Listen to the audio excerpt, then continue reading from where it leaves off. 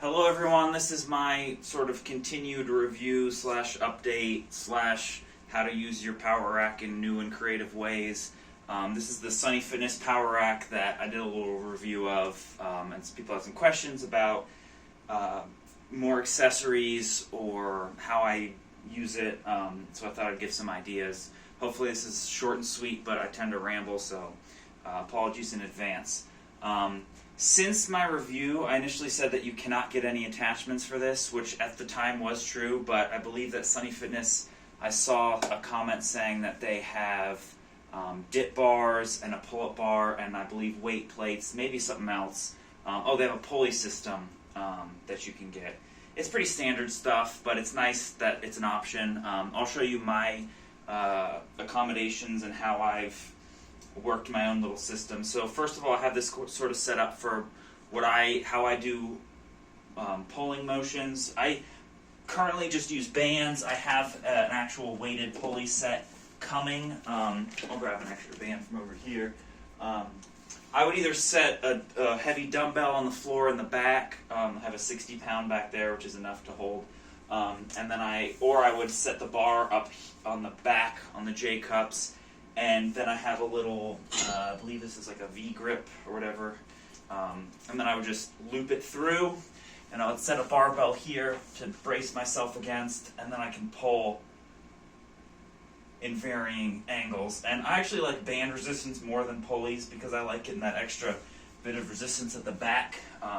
So I find that very useful. If you want a full pulley system, they have the Amazon ones, or you can make your own at a hardware store, but this uses just your existing equipment. If you don't have an extra barbell, you can just brace your feet against the post or set a bench here or something of that sort. The other big thing really is a dip system. I know that people will have varying uses, or, ideally gymnastics rings are, I find, the best for dips, but if you don't have a place for those, what you can do is set the safety arms to a mid-level. And the nice thing about this is these are going to hold your weight and any extra weight you want to put around your waist. They're rated for 1,000 pounds, so unless you weigh 500 and are dipping 500, I think you'll be fine. Now you will get a little bit of movement if you are doing violent dips, but I find that this is a good amount of space. This does require you to have an extra barbell, which I feel like if you're building a home gym, you should have an option or two. So this is a really good, and the nice thing about this is you can set it to however high you need, and you can hook up some bands up top for assistance, and then you can just dip to your heart's content. I'm trying to think of any other major changes or updates. I really like using, you can do some crossover band stuff.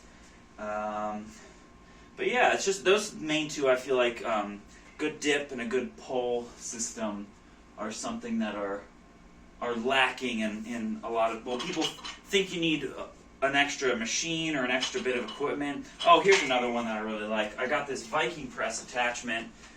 This is just like a $50 Amazon purchase.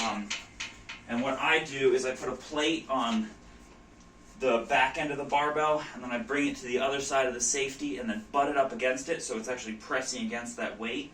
And since the safeties can tilt a little, it goes with the motion of the press, and you're able to get a overhead press with a different range of motion and a more machine-like sort of movement curve, so you're actually pressing away rather than just up, but you're able to get a little bit of that.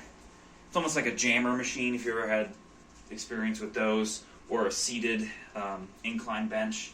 So it's just a little bit of change of range of motion, and it's $50 attachment, which for my uses is just fine.